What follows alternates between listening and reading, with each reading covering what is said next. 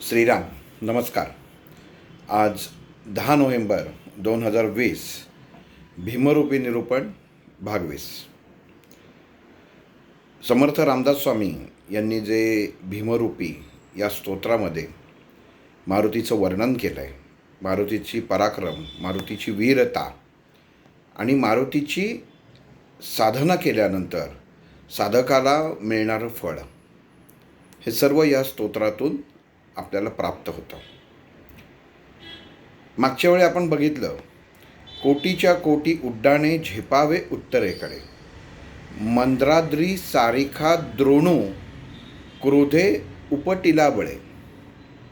बऱ्याच ठिकाणी आपण मागच्या वेळी सांगितलं उपटिला बळे असं म्हणतात, पण जर तुम्ही मराठी त्याचा जर नीट विचार केला तर उपटिला बळे असं त्याच्यामध्ये येतं. पुढं समर्थ रामदास स्वामींनी लिहिलं आहे की मारुतीरायांनी लक्ष्मणासाठी जेव्हा जांबुवंतांनी सांगितलं की द्रोणागिरी पर्वतावर ती अद्भुत औषधी आहे, जी जर लक्ष्मणाला वेळेत दिली तर ह्याचा जीव वाचू शकेल, म्हणून मारुतींनी लंकेतून हिमालयामध्ये जे उड्डाण केलं आणि हा द्रोणागिरी पर्वत उपटणं म्हणजे मुळासकट, हे आपण मी मागच्या वेळेस सांगितलं की उपटणं म्हणजे मुळासकट. हा जिथं युद्ध चालू होतं त्याच्याजवळच नेलेला आहे. पुढं समर्थ रामदास स्वामी म्हणतात, आता ही मारुतीने नेला तर आहे, पण पुढं काय? त्यांनी तो तिथंच ठेवला का काय केलं? म्हणून समर्थ रामदास स्वामी सांगतात, आणीला मागुती नेला, जसा आणला तसाच परत माग नेला. लक्षात घ्या, आणीला परत नेला नाहीये, आणीला मागुती नेला, जसा गेला तसा आला. शब्दाचा अर्थ नीट समजून घेतला पाहिजे या श्लोकामध्ये. आणीला आणला, मागुती नेला, जसा होता तसाच परत माग नेला. म्हणजे आता आपण बघतो की आपण एका ठिकाणी जातो, एखादी वस्तू जर तुम्ही उजव्या हाताला धरलीत आणि जर पुढं गेलात आणि जर परत मागं यायचं म्हटलं तर ती वस्तू येताना तुमच्या डाव्या हाताला होते, म्हणजे परत येताना. पण इथं काय समर्थ रामदास स्वामी काय म्हणतात, आणीला मागुती नेला म्हणजे परत मागं नेला. तो जसा नेला होता तसाच नेला, म्हणजे जसं उखडलं होतं तसंच परत बसवलं. नाहीतर बसवताना इकडंच खड्डे वेगळेत आणि वरचं भाग वेगळा, तर तसं नाही. आणीला मागुती नेला. आणि कसा नेला?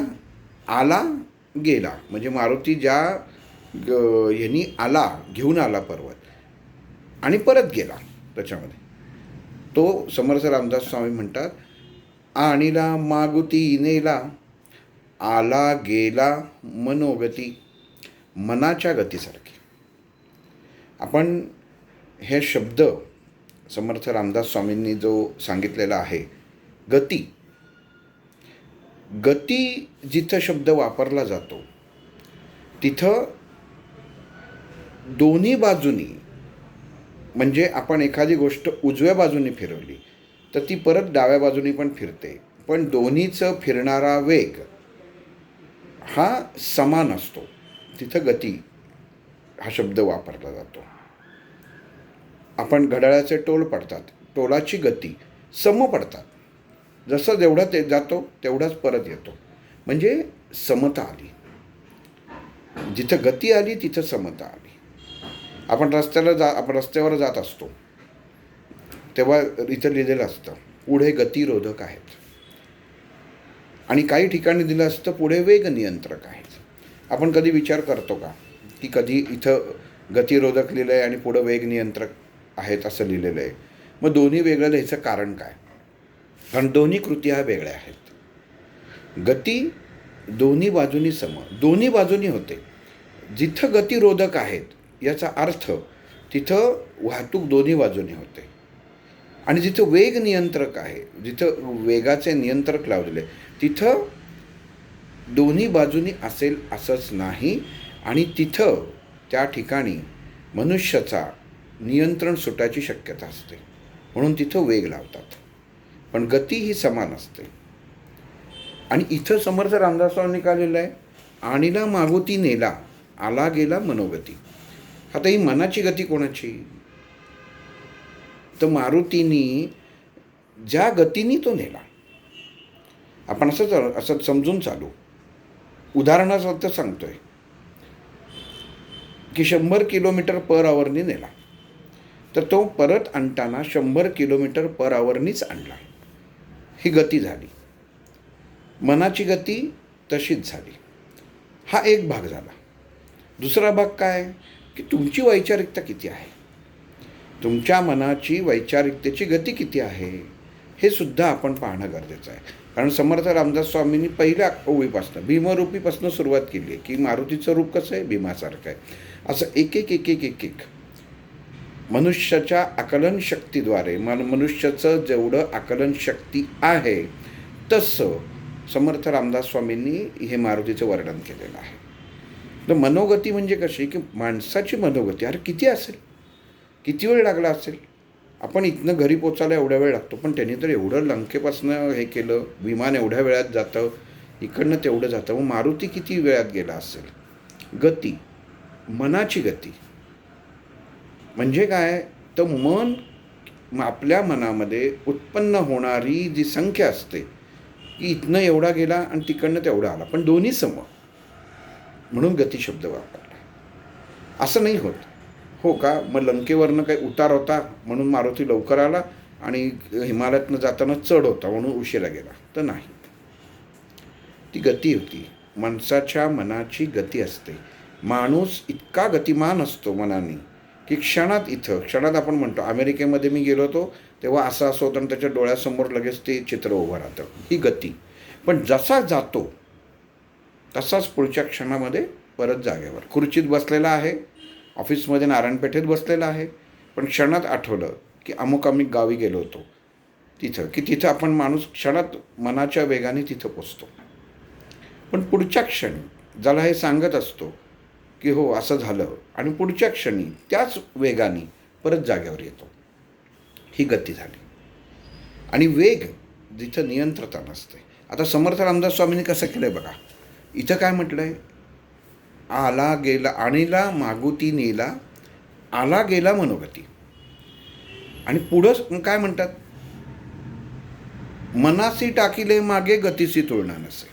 बघा, म्हणजे समर्थ रामदास स्वामींची वैचारिकता किती महान असावी, गहन असावी, ह्याचा विचार आपण करायला पाहिजे. पहिल्या ह्याच्यात लिहितात की ज्या वेगाने मारुतीनी हा द्रोणागिरी पर्वत नेला, त्याच जसा आणला तसाच मागं नेला. म्हणजे जसा आणला तसा, म्हणजे आता आणताना असा आणलेला आहे तर आता नेताना परत असा केला, तर तसा नाही, जसा आणला तसाच नेला.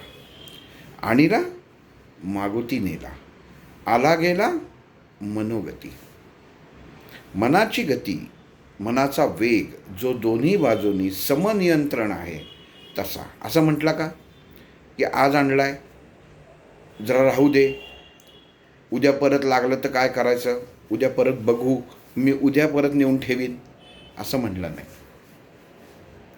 काही इतके बारकावे असतात स्तोत्रांमध्ये की आपण ते घेणं खूप गरजेचं असतं. ह्या गोष्टींमधनं शिकणं खूप गरजेचं असतं. आणि हेच बारकावे, हीच सूचकता, हीच वैचारिकता डॉक्टरांनी शिकवली की कुठलाही शब्द हा उगाचच हा उच्चारलेला नसतो. आणि समर्थ रामदास स्वामी यांच्यासारख्यांनी तर उच्चारलेला प्रत्येक शब्द, ज्याला खरं अमूल्यच म्हणायला पाहिजे, ह्याचं त्याचं मूल्यच होऊ शकत नाही. त्यामुळे आपण हा गहनतेने विचार करणं गरजेचं असतं की आला आणि गेला कसा, मनोगती. मनाची जी गती आहे, मनाची गती मारुतीची स्वतःची आहे, त्याच गतीने नेला. आला आणूनी, आपण जसं म्हणतो की कोटीच्या कोटी उड्डाणे झेपावे उत्तरेकडे, हे द्रोणागिरी पर्वतावर उत्तर होतं ते औषध. मंद्राद्री सारिका द्रोणू क्रोधे उपटीला बळे, तो उपटला. आणि त्या मागोती नेला. मी 10 वेळा, तुम्ही म्हणाला 10 वेळा एकच शब्द उच्चारतो, तर का? तर कारण हे गणित आपल्या डोक्यामध्ये बसणं खूप गरजेचं आहे. आणीला मागोती नेला. मनुष्य घेताना घेतो, पण देताना कुठेतरी वजाबाकी किंवा बेरीज करून देतो. पण मारुतीने तसं केलं नाही. फक्त औषधं, नाही तर ह्याच्याबरोबर हे पण आत्ता आणलेलं आहे, तर इथं काढून ठेवा, परत लागलं तर परत जायची गरज नाही. तर तसं केलं नाही. म्हणजे काय झालं, तर नियम तोडले नाही. निसर्गाने जे नियम घालून दिलेले आहेत, मारुतीचे जे स्वामी होते प्रभू रामचंद्र, त्यांची वैचारिकता, त्यांचं आचरण, त्यांचे गुण होते, याचा कुठंही अवमान झालेला नाही. किंवा मारुतीने स्वतःच्या डोक्याने असं काही म्हटलं नाही की हा पर्वत आहे, मी आत्ता पुढं नेऊन ठेवतो, परत जर उद्या लागली तर कशाला उगाच परत जायला पाहिजे, तर त्याच्यापेक्षा इथं राहू दे, मग काम झालं की मी परत ठेवतो. तर तसं केलेलं नाही. म्हणून समर्थाने सांगितलं, जसा आणला तसा परत मागा नेला आहे. त्याच्यात ज्या स्थितीत आणला त्या स्थितीत परत मागा नेला. आणि त्या मनाचा वेग आहे, म्हणजे दोन्ही बाजूनी कृती. आपण पृथ्वीची गती म्हणतो, पृथ्वीचा वेग म्हणतो का? वाहनाचा वेग असतो, पृथ्वीची गती असतो. आपली प्रगती व्हायला पाहिजे. आपण म्हणतो का आपला प्रवेग व्हायला पाहिजे, तर नाही, आपली प्रगती व्हायला पाहिजे. गतीचा शब्दाचा अर्थच असा आहे की दोन्ही बाजूनी सारखा विचार झाला तरी तो परत तेवढ्याच याच्यामध्ये माणूस जागात यायला पाहिजे. ह्याचाच अर्थ मनुष्यानी शून्यामध्ये जगायला शिकलं पाहिजे. हे एक अध्यात्म न कळत समर्थ रामदास स्वामींनी इथं माणसाला सांगितलेलं आहे की गतीने चला. गतीने म्हणजे जोरात नाही, वेगवान नाही, समतोल. कारण गती ही समतोल असते. म्हणून गती हा शब्द नीट समजून घेतला पाहिजे. आणि पुढंच लगेच म्हणतात, पहिलं काय म्हणतात, आणीला मागोती नेला, आला गेला मनोगती.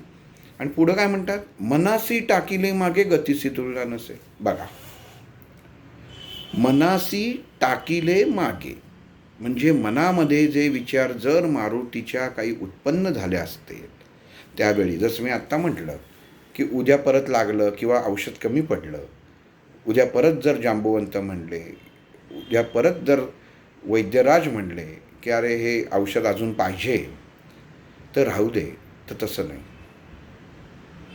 म्हणून इथं त्यांनी सांगितलं की मनासे टाकिले मागे. मनामध्ये जे विचार होते ते त्यांनी बाजूला टाकलेत.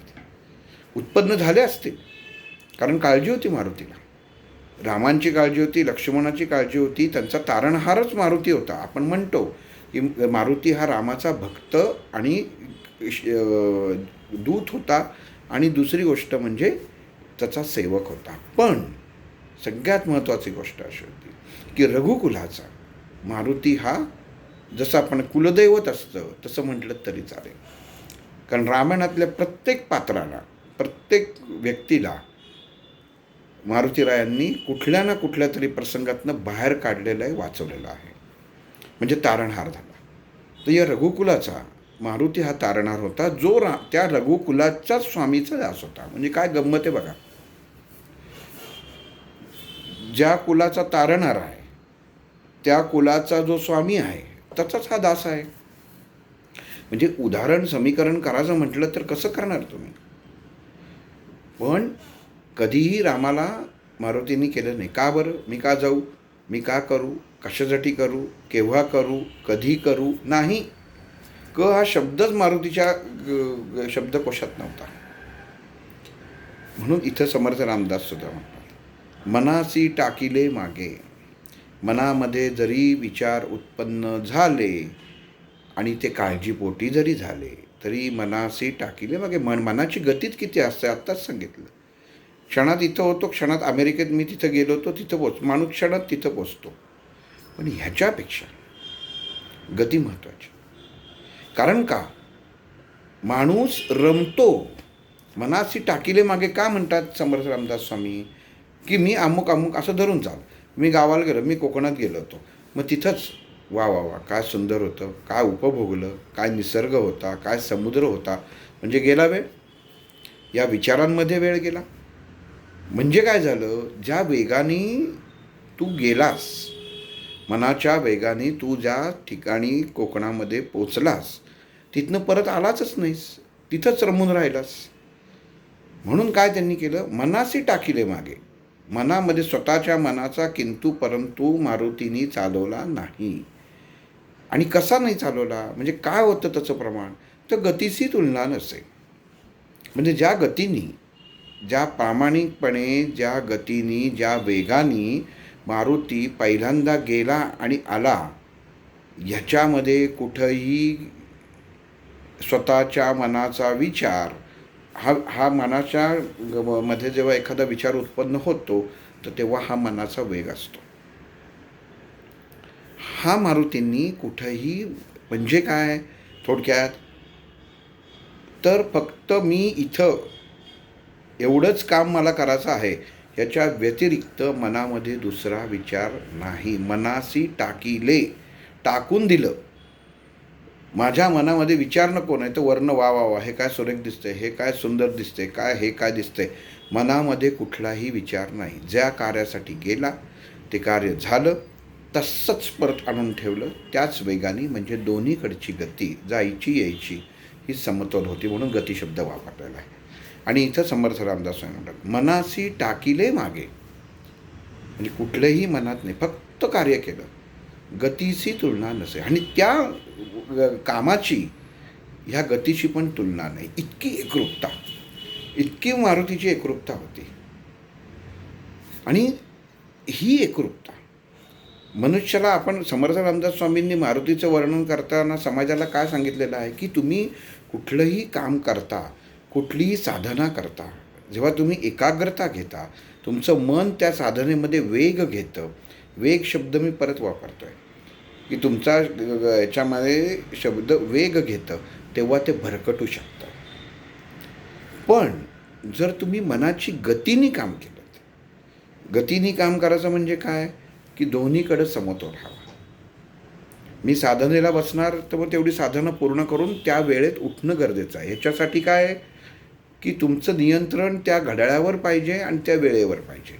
आत्ता मी आलो, आत्ता मला फावला वेळ म्हणून मी आत्ता बसलो, मग आज इकडं गेलो होतो, मग मी आज भाजी खरेदीला गेलो होतो, मग आज कपडे टाकायला गेलो होतो, मग इस्त्रीवाल्याचे इस्त्री कपडे व्हायचे होते म्हणून मग तेवढ्यात देवदर्शन करून आलो. तर देव हा काही ऑप्शनचा भाग नाही आहे, हे माणसाने पहिलं लक्षात घेतलं पाहिजे. आणि इथंच माणूस चूक करतो. कधीही कुठला माणूस, अगदी नगण्य हातावर बोटा एवढी वरची माणसं असतात, की जर एखाद्या आपण असं धरून चाला, एखादं सांगितलं आपल्याला रोज चला सवय असतं की गणपतीला जायची, असं उदाहरणार्थ धरून, तर तो गणपतीला जाताना 100 कामं करत करत करत जाईल. आणि मग गणपतीला जाईल, मग नमस्कार करणार, दळण टाकलं, मग काय झालं, मंदिराच्या रस्त्यामध्येच गिरणी लागली म्हणून दळण टाकलं. आणि मग तोपर्यंत दळण होईपर्यंत मंदिरात दर्शन घेतलं, तिथंच बसले. तिथंच बसले कशासाठी, तर तिथंच बसायचं कारण गणपती नव्हता, तर हे दळण व्हायचं होतं म्हणून तिथं बसलं. आपण भीमरूपी म्हणतोय, भीमरूपी बघतोय, पण ह्याच्यासाठी ही उदाहरणं का गरजेची आहेत, कारण मनामध्ये उत्पन्न झालेला प्रत्येक विचार हा वेगाशी आणि गतीशी जोडला गेलेला आहे. ज्या क्षणात गेलं त्या क्षणात आलं पाहिजे. मग देव तुम्हाला उद्या म्हटलं की हो का, अरे तू तर माझ्याकडे येताना शिंप्याकडे जाऊन आलास, भाजी खरेदी करून आलास, कपडे टाकून आलास, दळण टाकून आलास आणि मग माझ्याकडे आलास आणि तसाच गेला. तसंच मी अरे आत्ता तुझ्याकडं माझं तुझ्यावर कृपा करणारच होतो, पण झालं काय की मध्ये यांचं घर लागलं, मग हा हॉल लागला, मग तिथं माझी कोणतरी आठवण काढतो, मी तिथं गेलो आणि मग माझ्या लक्षात आलं अरे तुझ्याकडं जायचं होतं, तू मला आळवणी केली आहेस म्हणून आता तुझ्याकडं आलो. असं चालेल का? हा माणसाने विचार करणं गरजेचं आहे. हे मी का सांगतोय, कारण मनुष्य साधना करताना ज्याची साधना करतो, ज्या देवाच्या, ज्या देवत्वाला आपण समर्पित करतो, तिथं आपण आपल्या मनाप्रमाणे ती देवता ॲडजस्ट करतो.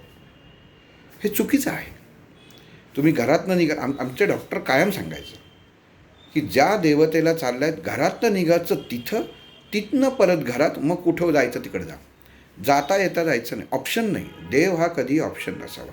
मला अजून आठवतं आहे, मी एकदा आळंदीला गेलो होतो आणि आळंदीला तिथं पुढं जलाराम बापांचं मंदिर असं मी ऐकलं आणि मी डॉक्टरनं म्हटलं की आळंदीला जाणार आहे, तर नाही, जाऊन आलो होतो, क्षमस्व, जाऊन आलो आणि माऊलींचं दर्शन घेतलं आणि पलीकडंच जलाराम बापांचं मंदिर आहे, तिथं सुरेख छानपैकी देवीचं मंदिर आहे, श्रीकृष्णाचं मंदिर आहे, शंकराचं मंदिर आहे, अतिशय सुंदर मूर्ती आहे. आणि दोन्ही दर्शनं घेतली आणि दुसऱ्या दिवशी डॉक्टरांकडे परत आलो. आणि जेव्हा दवाखान्यात गेलो तेव्हा त्यांना म्हटलं खूप खूप सुरेख मंदिर आहे तिथं. तर मला म्हणाले काय तुमच्या जाण्याचा काय उपयोगच नाही झाला त्याच्यामध्ये. तर मला म्हटलं का हो? म्हणे बापटांकडे सांगून तुम्ही भटांकडे गेलात. म्हणजे मला कळलं नाही. म्हटलं मला नीट समजावून सांगा. मला म्हणाले तुम्ही गेलात कोणाकडं? घरातनं निघताना काय विचार केलात? म्हटलं घरातनं निघताना माऊलीनं जायचं. मग झालं म्हणले. ज्या तत्वाशी तुम्हाला एकरूप व्हायचं आहे तिथं जर तुम्हाला जायचं असेल तर तो एकसंध मार्ग पाहिजे, त्याच्यामध्ये परत दुसरा विचार मनामध्ये यायला नाही पाहिजे.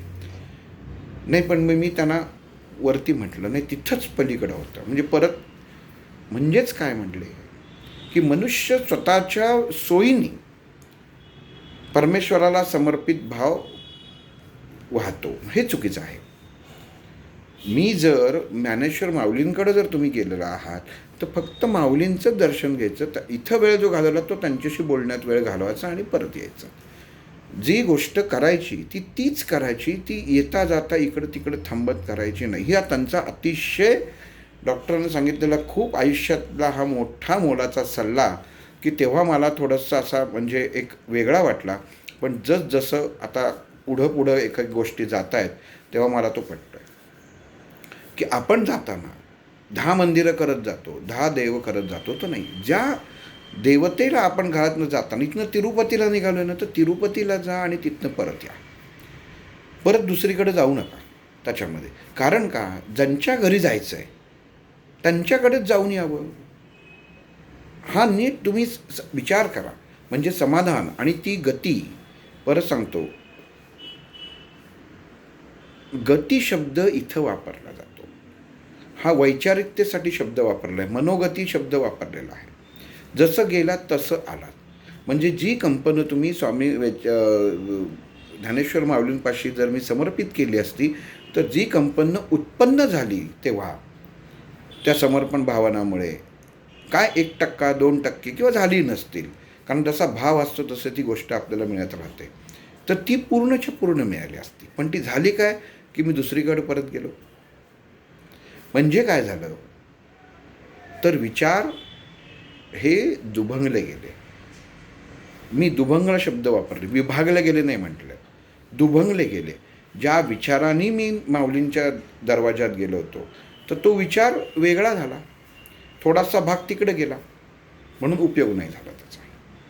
मग इथं समर्थ रामदास स्वामींनी हीच गोष्ट इथं सांगितली आहे.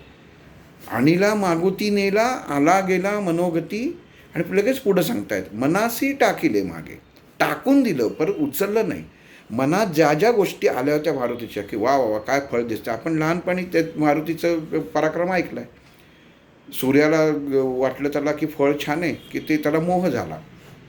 म्हणजे काय, मनासी टाकिले मागे. टाकून दिलं मनातलं, काही नाही, माझं काम काय, हा पर्वत जिथनं आणला तिथं परत जाऊन बसवायचा, बस. मनासी टाकिले मागे, गतीसी तुलना नसे.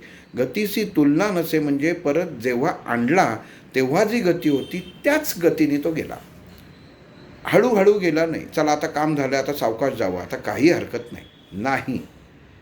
म्हणून समर्थांनी ते सांगितलं, मनासी टाकिले. मनात जे होतं ते सगळे विचार देत नाही, ते टाकून दिले. फक्त ध्येय एकच, जसा आणला तसा ठेवायचा. मनासी टाकिले मागे, गतीसी तुलना नसे. म्हणजे जर कोणी म्हटलं हो का, म्हणजे त्यांनी इथं आणताना एवढा वेळ लागला, मग त्यांनी त्याचा उपचार करण्यात त्याच्यामध्ये केला असेल, मग नेताना थोडा वेळच झाला असेल ना. कारण मारुती आता जरा थोडासा शांत झाला असेल, रिलॅक्स झाला असेल. तसं नाही. ज्या वेगाने आणला, ज्या गतीने तो आणला त्याच गतीने नेऊन ठेवला. म्हणजे काय झालं, प्रमाणशीर झालं. म्हणून इथं गती शब्द वापरलेला आहे. पुढील निरूपणामध्ये आपण जसजसं आता पुढचे भागात चाललं आहे तसतसं आपल्याला तसं वर्णन पुढच्या ओवीत आहे, की अणुपासून ब्रह्मांडा एवढा होत जात असेल, की त्याची व्याप्ती काय आहे. हे आपण नंतरच्या निरूपणाच्या भागात पाहणार.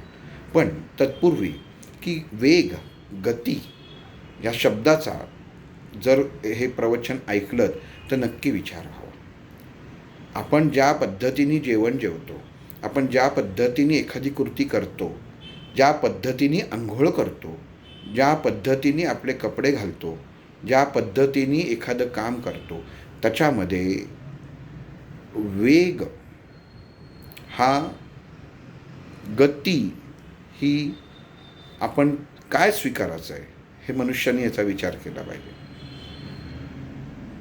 कारण कसं आहे की जर हा विचार तुम्ही करू शकला नाहीत आणि नुसतं मला फल प्राप्त व्हावे म्हणून जर भीमरूपी म्हणत राहिलात तर त्याचा काही अर्थ नाही. म्हणून गती शब्द हा कायम माणसानी लक्षात ठेवून कायम गतिशील राहिलं पाहिजे. वेगशील नाही, गतिशील राहिला पाहिजे.